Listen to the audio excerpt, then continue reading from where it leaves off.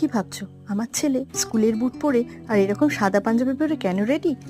হ্যাঁ, আজ 25শে বৈশাখ, রবীন্দ্রনাথ ঠাকুরের জন্মদিন। তাই আমি রেডি হয়ে চলে এসেছি এখন আমার ছেলেদের স্কুলে। আর স্কুলে এসে দেখি অনেক কিছু আয়োজন।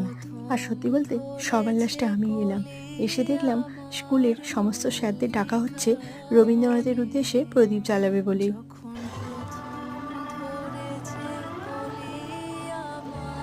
তারপর ইনি একটা রবীন্দ্রনাথের গান গাইলেন।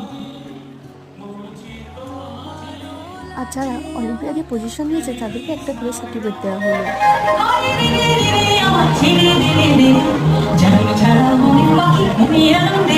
নাচ গানের পর প্রচুর খিদে পেয়ে গিয়েছিল, তাই এখান থেকে পনির ফ্রক কিনে নিলাম, কিনে নিয়ে বাড়ি চলে গেলাম।